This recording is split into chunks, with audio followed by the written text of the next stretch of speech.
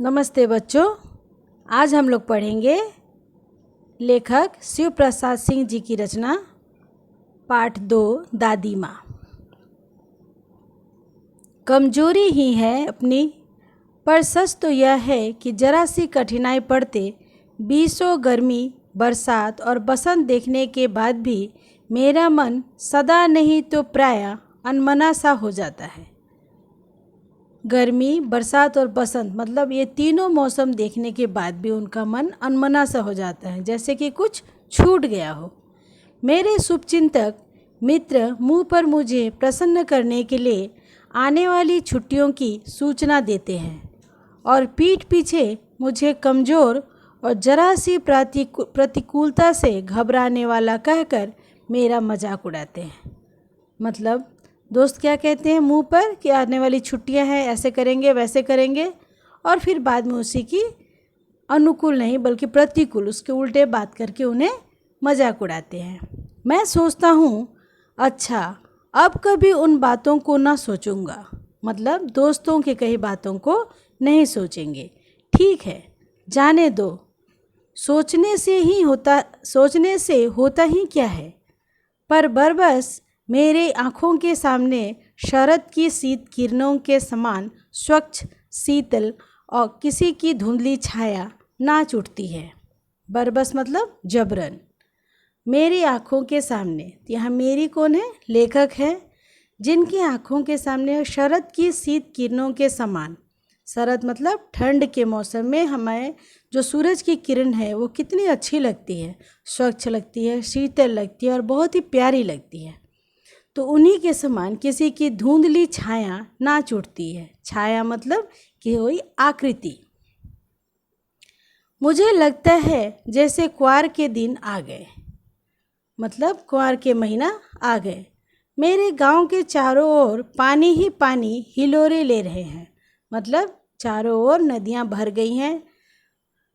दूर के सिवान से बहकर आए हुए मोथा और साय की अधगली घासें, घेऊर और बनप्याज की जड़ें तथा नाना प्रकार की बरसाती घासों के बीज सूरज की गर्मी में खौलते हुए पानी में सड़क कर एक विचित्र गंध छोड़ रहे हैं। मतलब बरसात का जो एक गंध होता है वो सिवान से बहकर आ रहा है, मतलब कि लेखक के गांव की तरफ आने के लिए सिवान होकर आना पड़ता है। सिवान एक जगह का नाम है। तो वहाँ से मोथा और साय की अधगली घासें, अधगली मतलब जो घासें थोड़ी बहुत गल गई हैं, थोड़ी बहुत ठीक हैं। घेऊर और बन प्याज की जड़ें, ये दोनों पौधे हैं छोटे छोटे जिनकी जड़ें, तथा नाना प्रकार की बरसाती घासों के बीज सूरज की गर्मी में खौलते हुए पानी में सड़क कर एक विचित्र गंध छोड़ रहे हैं। मतलब बरसाती एक गंध होता है ना, जब आप पहाड़ी जगहों में घूमने जाओगे तो आपको महसूस होगी एक अजीब सा गंध मिलता है जिसे बरसाती गंध कहा जाता है, विचित्र गंध। रास्तों में कीचड़ सूख गया है और गांव के लड़के किनारों पर झाग भरे जलाशयों में धमाके से कूद रहे हैं। अपने अपने मौसम की अपनी अपनी बातें होती हैं। मतलब गर्मी की मौसम की अपनी ही आनंद है, बरसात का अपना ही आनंद और शरद ऋतु की अपनी ही आनंद। आषाढ़ में आम और जामुन न मिले। आषाढ़ ऋतु है जिसमें आम और जामुन के फल हमें पक जाने पर खाने को मिलते हैं, चिंता नहीं। अगहन में चिवड़ा और गुड़ न मिले। अगहन मतलब नवंबर का महीना जिसमें चिवड़ा और गुड़ खाया जाता है, वो न मिले तो भी चलेगा। चैत के दिनों में लाई के साथ गुड़, लाई मतलब हम लोग मूढ़ी और चिवड़ा का जो हम लोग गोल गोल करके लड्डू बनाते हैं उसे लाई कहा जाता है, वो भी ना मिले तो कोई बात नहीं। अफसोस नहीं, पर कुंवर के दिनों में इस गंधपूर्ण झाग भरे जल में कूदना ना हो तो बड़ा बुरा मालूम होता है। ये सब अगर ना भी हो तो चलेगा, लेकिन कुंवर के दिन में उन्हें उस झाग भरे जल में कूदना ही पड़ेगा जो कि गंधपूर्ण है, गंध से भरा हुआ है। मैं भीतर हुड़क रहा था। 2 दिन ही तो कूद सका था, नहा धोकर बीमार हो गया। हल्की बीमारी न जाने क्यों मुझे अच्छी लगती है। थोड़ा थोड़ा ज्वर हो, सर में साधारण दर्द और खाने के लिए दिन भर नींबू और साबू। तो लेखक को हल्का हल्का बीमार क्यों अच्छा लगता है? क्योंकि उन्हें सर में थोड़ा मोड़ा दर्द होता है, खाने के लिए नींबू और साबू मिल जाता है। और लेकिन इस बार ऐसी चीज़ नहीं थी। ज्वर जो चढ़ा तो चढ़ता ही गया। ज्वर मतलब बुखार इतना चढ़ा कि वो चढ़ता ही गया, उतरने का नाम नहीं ले रहा था। रजाई पर रजाई और उतरा रात 12 बजे के बाद। ज्वर कब उतरा? आधी रात को। दिन में मैं चादर लपेटे सोया था। दादी माँ आई, शायद नहा कर आई थी, उसी झाग वाले जल में। पतले दुबले स्नेह सने शरीर पर सफ़ेद किनारीहीन धोती, सन से सफ़ेद बालों के सिरों पर सद्य टपके हुए जल की शीतलता। मतलब दादी कैसी थी उसका वर्णन किया गया है। दुबले पतले स्नेह स्नेह शरीर पर, मतलब बहुत ही दुबली पतली थी दादी। किनारहीन धोती, मतलब धोती जो पहनी थी उसका किनारा नहीं था। सर पर सफ़ेद बाल थे जिससे थोड़े थोड़े जल टपक रहे थे और देखने से लग रहा था कि वो शीतल जल है। आते ही उन्होंने सर पेट छुए, आंचल की गांठ खोल किसी अदृश्य शक्तिधारी के चबूतरे की मिट्टी मुंह में डाली, माथे पर लगाई। दिन रात चारपाई के पास बैठी रहती, कभी पंखा झेलती, कभी जलते हुए हाथ पैर कपड़े से सहलाती, सर पर दालचीनी का लेप करती और 20 बार छू छू कर ज्वर का अनुमान करती। हांडी में पानी आया कि नहीं, उसे पीपल की छाल से छौंका कि नहीं, खिचड़ी में मूंग की दाल एकदम मिल तो गई है, कोई बीमार के घर में सीधे बाहर से आकर तो नहीं चला गया, आदि लाखों प्रश्न पूछ पूछ कर घर वालों को परेशान कर देती है। मतलब दादी हर बात जानना चाहती है कि घर में क्या बन रहा है, कोई आया तो नहीं, किसने क्या किया। दादी माँ को गंवाई गांव की 50 किस्म की दवाओं का नाम याद थे। गांव में कोई बीमार होता उसके पास पहुँचती और वहाँ भी वही काम, हाथ छूना, माथा छूना, पेट छूना, फिर भूत से लेकर मलेरिया, सरसाम, निमोनिया तक का अनुमान विश्वास के साथ सुनाती। महामारी और विषुचिका के दिनों में रोज़ सवेरे उठकर स्नान के बाद लवंग और गुड़ मिश्रित जलधार, गुगल और धूप, सफाई कोई उनसे सीख ले। दवा में देर होती, मिश्री या शहद खत्म हो जाता, चादर या गिलाफ नहीं बदले जाते तो वे जैसे पागल हो जाती। बुखार तो मुझे अब भी आता है, नौकर पानी दे जाता है, मेष महाराज अपने मन से पकाकर खिचड़ी या साबू दे जाते हैं, डॉक्टर साहब आकर नाड़ी देख जाते हैं और कुनैन मिक्सर की शीशी की तिताई के डर से बुखार भाग भी जाता है। पर न जाने क्यों ऐसे बुखार को बुलाने का जी नहीं होता। मतलब उन्हें दादी बहुत याद आ रही थी। दादी की नियम थी कि वो बहुत ही साफ़ सफाई से रहती थी। लवंग और गुड़ मिश्रित जलधार खाना, गुगल और धूप में रहना। गुगल भी एक आयुर्वेदिक दवा है जिसका वो सेवन करती थी। बहुत ही साफ़ सुथरा रहती थी, चादर या गिलाफ बदलना चाहती थी हर रोज़। लेकिन अभी उन्हें बुखार होती है, लेखक को सब कुछ हो जाता है, फिर भी उनका मन ऐसा होता है जैसे कि बुखार न हो, बुखार न आए। किशन भैया की शादी ठीक हुई। दादी माँ के उत्साह और आनंद का क्या कहना। दिन भर गायब रहती, सारा घर जैसे उन्होंने सर पर उठा लिया हो। पड़ोसी ने आती, बहुत बुलाने पर दादी माँ आती।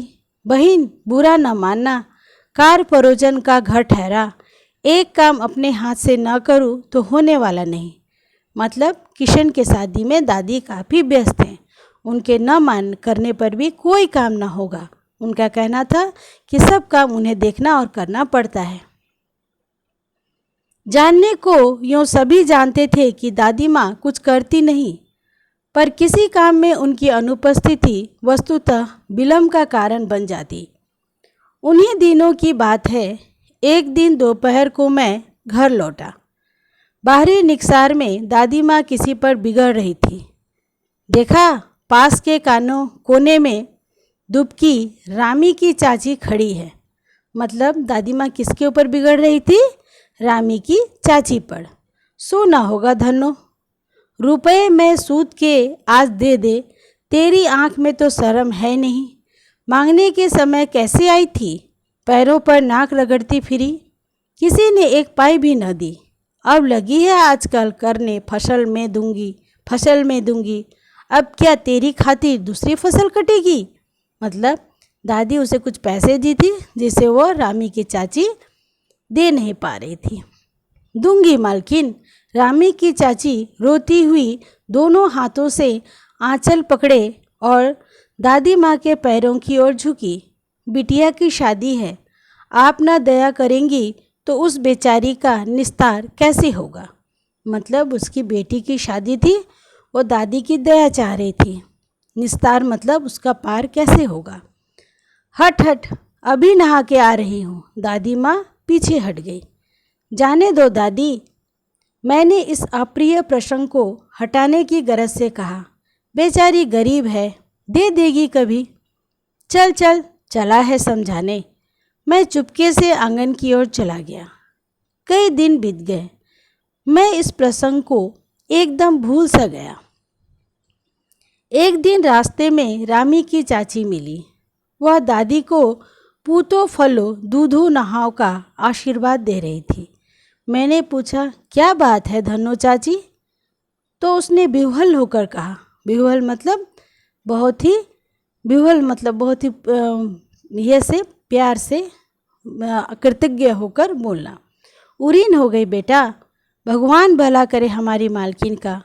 कल ही आई थी, पीछे का सभी रुपया छोड़ दिया, ऊपर से 10 रुपये का नोट देकर बोली, देखना धन्नो, जैसी तेरी बेटी वैसी मेरी, 10-5 के लिए हंसाई ना हो।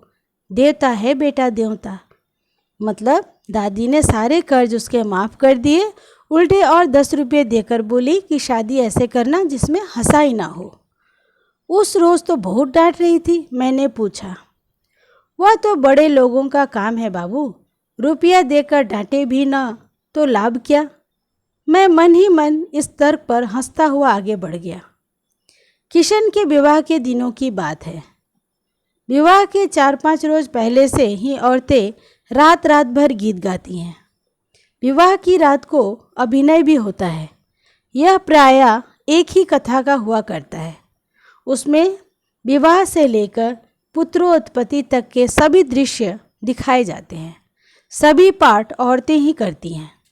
मैं बीमार होने के कारण बारात में न जा सका। मेरा ममेरा भाई राघव दलान में सो रहा था। वह भी बारात जाने के बाद पहुंचा था। औरतों ने उस पर आपत्ति की। मतलब राघव कौन था? ममेरा भाई। तो ये राघव और लेखक किशन के विवाह में बारात नहीं जा पाए थे।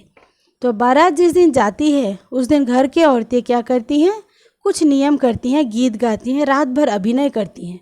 उस अभिनय में दर्शाया जाता है शादी, शादी के बाद पुत्र होना। इन सभी को किरदार औरतें ही होती हैं। इस पर मर्दों को आने की मनाही होती है। दादी माँ बिगड़ी। लड़के से क्या पर्दा, लड़के और ब्रह्म का मन एक सा होता है। मतलब उसने अपने लड़के का तुलना ब्रह्म भगवान से कहा कि लड़का और ब्राह्मण एक होते हैं, ब्रह्म भगवान से क्या पर्दा। मुझे भी पास ही एक चरपाई पर चादर उड़ाकर दादी माँ ने चुपके से सुला दिया था। बड़ी हंसी आ रही थी। सोचा कहीं जोर से हंस दूँ, भेद खुल जाए तो निकाल बाहर किया जाऊंगा। पर भाभी की बात पर हंसी रुक ना सकी और भंडाफोड़ हो गया। मतलब अभिनय देखकर लेखक हंस पड़े और उन्हें बाहर निकाल दिया गया। देबू की माँ ने चादर खींच ली। कहो दादी, यह कौन बच्चा सोया है? बेचारा रोता है शायद, दूध पिला दूँ? हाथापाई शुरू हुई। दादी माँ बिगड़ी, लड़के से क्यों लगती है? ले सुबह रास्ते में देबू की माँ मिली। कल वाला बच्चा भाभी। मैं वहाँ से जोर से भागा और दादी माँ के पास जा खड़ा हुआ। मतलब रात में जब अभिनय कर रही थी वहीं पर ये देबू की माँ भी थी। तब उसने उस अवसर को याद दिलाते हुए कहा कि ये वही बच्चा। और बच्चे दौड़कर किसके पास जाता है? दादी के पास। वस्तुतः किसी प्रकार का अपराध हो जाने पर जब हम दादी माँ की छाया में खड़े हो जाते हैं, अभयदान मिल जाता है। अभयदान मतलब हमारे गलती को सहने की या पर्दा डालने के लिए वरदान मिल जाता है। स्नेह और ममता की मूर्ति दादी माँ की एक एक बात आज कैसी कैसी मालूम होती है। परिस्थितियों का वात्य चक्र जीवन को सूखे पत्ते सा कैसा नचाता है, इसे दादी माँ खूब जानती थी। दादा के मृत्यु के बाद से ही वे बहुत उदास रहती। संसार उन्हें धोखे की टट्टी मालूम होता। दादा ने उन्हें स्वयं जो धोखा दिया, वे सदा उन्हें आगे भेजकर अपने पीछे जाने की झूठी बात कहा करते थे। दादा की मृत्यु के बाद कुकुरमुत्ते की तरह बढ़ने वाला मुंह में राम बगल में छुरी वाले दोस्तों की शुभ चिंता ने स्थिति और भी डमाडोल कर दी। दादा के श्राद्ध में दादी माँ के मना करने पर भी पिताजी ने जो अतुल संपत्ति व्यय की, वह घर की तो थी ही नहीं। मतलब दादाजी ने क्या दगा किया था, क्या धोखा दिया था दादी को, कि दादाजी कहते थे कि मैं जाने से पहले तुम जाओगी। मतलब दादी माँ पहले मरेगी फिर दादाजी, लेकिन उन्होंने इसका उल्टा किया। वह खुद उन्हें दादी को छोड़कर चले गए। तब लोगों की मुंह में जो राम बोली थी और बगल में छुरी, मतलब मुंह में भगवान का नाम और बगल में दुश्मनी, ये सब स्थिति को डवाडोल कर देता है। और दादाजी के श्राद्ध में माँ ने बहुत सारे संपत्ति खर्च किए, व्यय किए, जो घर के नहीं थे। दादी माँ अक्सर उदास रहा करती। माघ के दिन थे। माघ मतलब ठंड का दिन। कड़ाके का जाड़ा पड़ रहा था। पछुआ का सन्नाटा और पाले के शीत हड्डियों में घुस पड़ती। पाले की शीत मतलब शीतलहरी, जब दिसंबर के या जनवरी के ठंड में जब हवा बहती है, ठंडा हवा, तो उसे पछुआ कहा जाता है। और वो शीत हड्डियों में घुसती है तो ऐसा लगता है जैसे हड्डियाँ नहीं हैं। शाम को मैंने देखा दादी माँ गीली धोती पहने कोने वाले घर में एक संदूक पर दिया जलाए हाथ जोड़कर बैठी हैं। उनकी स्नेह कातर आँखों में मैंने आंसू कभी नहीं देखे थे। मैं बहुत देर तक मन मारे उनके पास बैठा रहा। उन्होंने आंखें खोली। दादी माँ, मैंने धीरे से कहा, क्या है रे, तू यहाँ क्यों बैठा है? दादी माँ, एक बात पूछूं, बताओगी ना? मैंने उनके स्नेहपूर्ण आँखों की ओर देखा।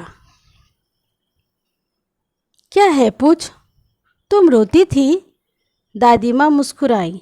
पागल, तूने अभी खाना भी नहीं खाया ना? चल चल, धोती तो बदल लो दादी माँ, मैंने कहा। मुझे सर्दी गर्मी नहीं लगती बेटा। वे मुझे खींचती रसोई में ले गई। सुबह मैंने देखा चारपाई पर बैठे पिताजी और किशन भैया मन मारे कुछ सोच रहे हैं। दूसरा चारा ही क्या है, बाबू बोले। रुपया कोई देता नहीं, कितने के तो अभी पिछले भी बाकी हैं। वे रोने रोने से हो गए। मतलब उन्होंने जो कर्ज लिए हैं, जो पैसे लिए हैं, वो अभी कोई देता भी नहीं है। रोता क्यों है रे? दादी माँ ने उनका माथा सहलाते हुए कहा। मैं तो अभी हूँ ही। उन्होंने संदूक खोलकर एक चमकती सी चीज़ निकाली। तेरे दादा ने यह कंगन मुझे इसी दिन के लिए पहनाया था। उनका गला भर आया। मैंने इसे पहना नहीं, इसे सहज कर रखती आई हूँ। सहज कर मतलब संभाल कर। यह उनके वंश की निशानी है। वंश मतलब एक जनरेशन के बाद दूसरे जनरेशन का चलना को वंश करते हैं।